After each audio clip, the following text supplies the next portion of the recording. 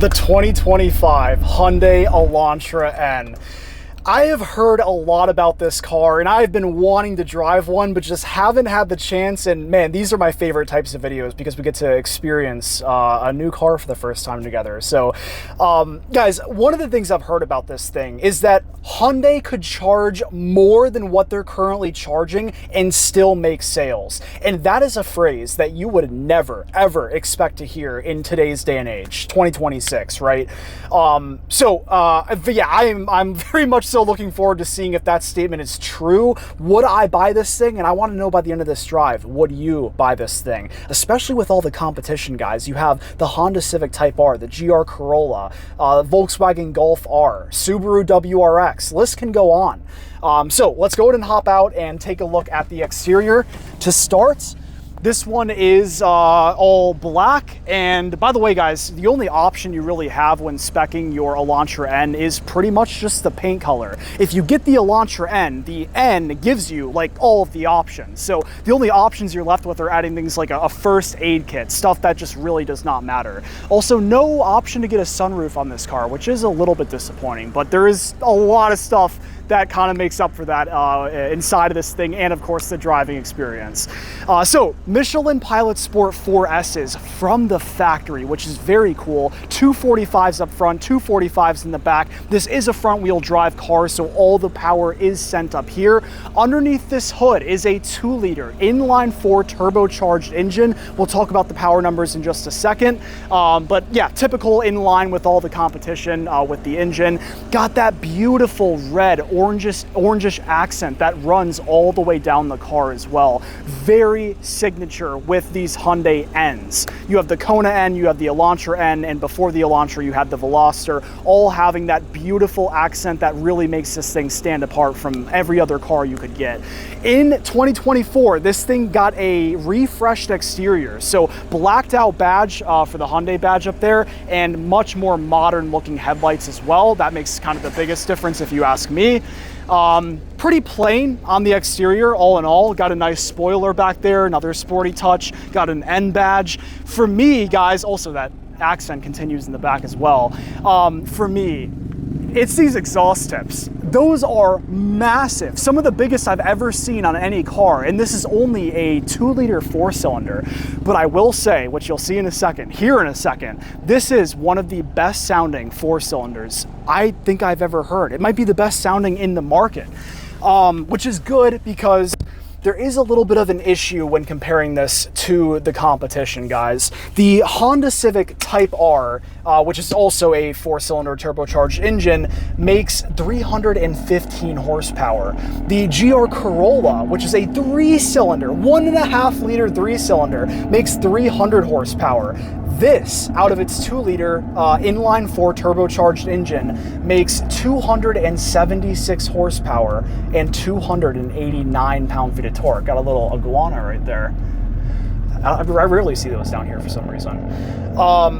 So it does fall short of the competition. And I mean, guys, that's quite a bit short, right? 276 horsepower versus 300 or 315, or even the Golf R, which is in like almost the mid 300s. The only car this makes more power than is the Subaru WRX, which was also a competitor to this car. 4 doors, sedan, very sporty and a lot of fun.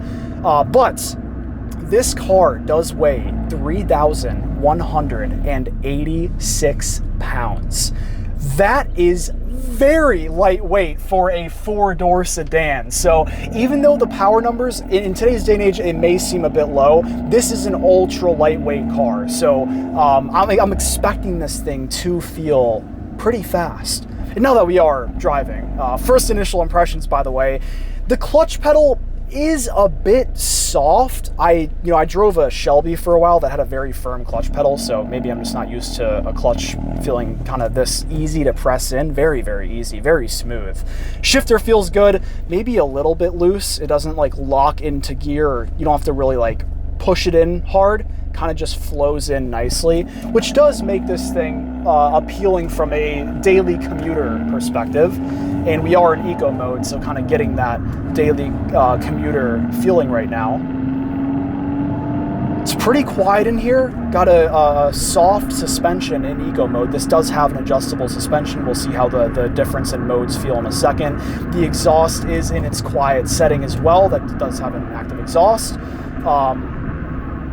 So it does feel pretty sporty even in eco mode, but this would easily be a car that you could daily drive or commute in, and it would not be like harsh or anything, which is good. You wouldn't want it to be.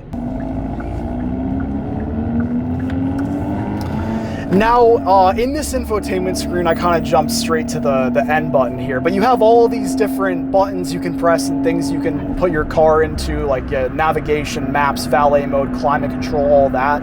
But what you really care about is this button called N mode.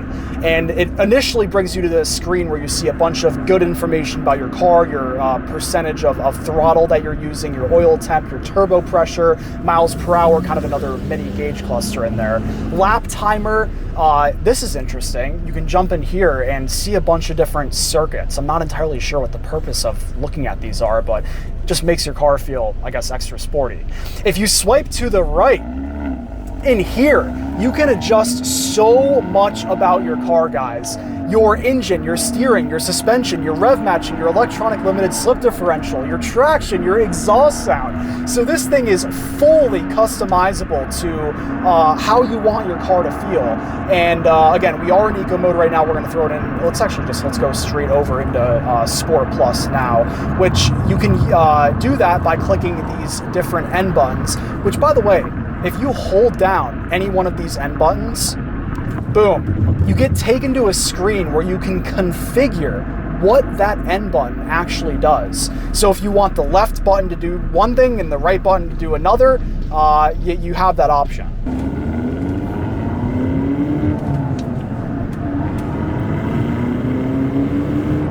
Very smooth on the power delivery, and you can absolutely feel the boostiness of this thing with it being turbocharged. And here, let's pop this over into N mode, which is going to be everything in its most aggressive setting. And I could just hear that exhaust valve open right there. We got rev match, little rev button right here.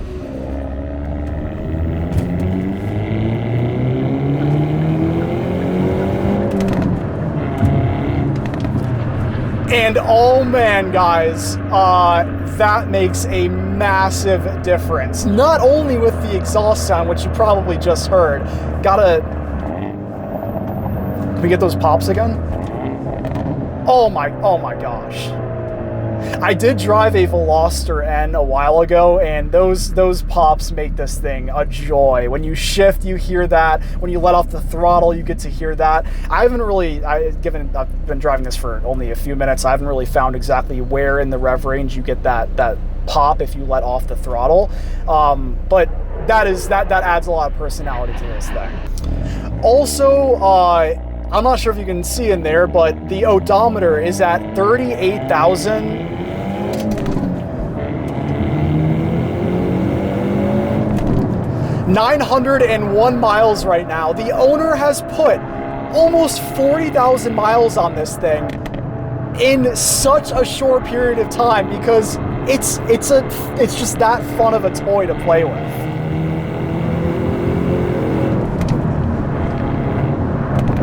Okay, as for the acceleration power in this thing, I am not all that impressed. I mean, yeah, you probably would know that hearing 276 horsepower, and I did guess that going into this. It feels faster than 276 horsepower for sure because this thing does only weigh 3,186 pounds, but this thing could absolutely use a bit of a tune or something to make it a bit faster than what it is.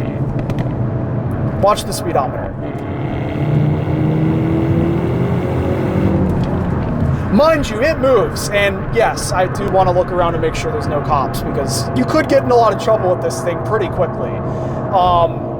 But it's just, once you're rolling at 50, 60 miles an hour, I immediately get the sensation that you're not going to be scaring your passenger. You're not going to be like, your eyes aren't going to be sinking in the back of your head.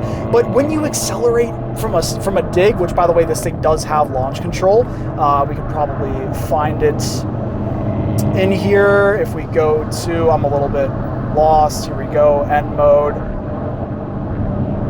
Let's do this as soon as we get to this red light here. Now, as I was saying, if you hop over into N mode here, actually we got a green light already, oh my gosh. This gives us a chance to do a nice pull and that turning radius, wow.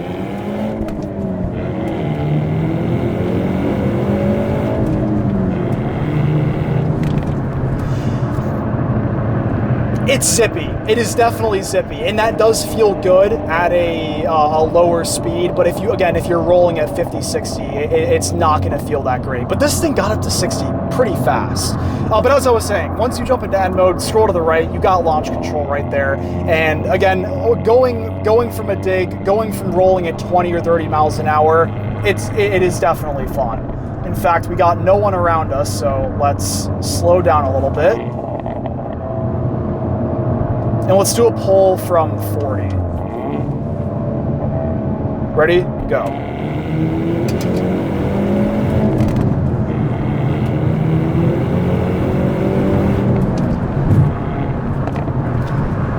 You know, I like this because you can do pulls like that and actually ring the car out and have fun without going way too fast, way too quick. I mean, you know, being able to do a pull for a few seconds and enjoy the car, it's nice because so many cars nowadays are so high power that you do a pull for like 2 seconds and you're going criminal speeds. It actually can get annoying unless you live in an area where you are definitely safe to do that. But yeah, it is nice being able to ring the thing out and actually enjoy it.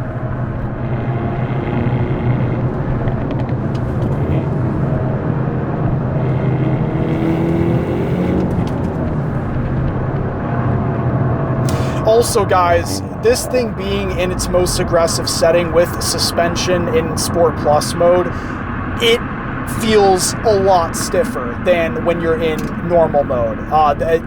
For some reason, there aren't many cars where I switch between modes and suspension and notice a big difference, but this I do. The Cadillac CT4V Blackwing is definitely the biggest difference I've ever felt in my life with its suspension setting. This one is definitely noticeable. It's not a massive difference, but it definitely, like, you know whether you're in normal mode or sport mode because you can feel a big difference in the bumps in the road.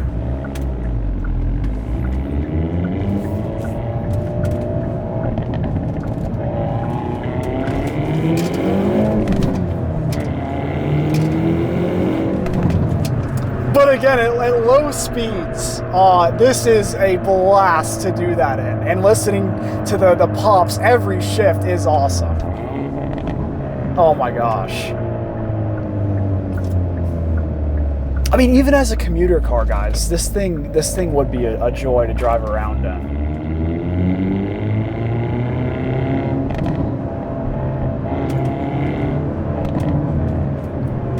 Ultimately, I think that this thing could be a little bit faster for sure. Even in my just daily Lexus ES350, with the 300 horsepower V6, like, it almost feels as quick as this, but the turbo boostiness of this car does make it feel a lot more fun, obviously, and my car weighs a lot more. But I shouldn't be comparing the speed of a Lexus ES350 to a Hyundai Elantra N. But again, this is more for mountain roads, track roads, so if I lived near there and that's what I was going to be doing, then this would be a phenomenal car to do it in.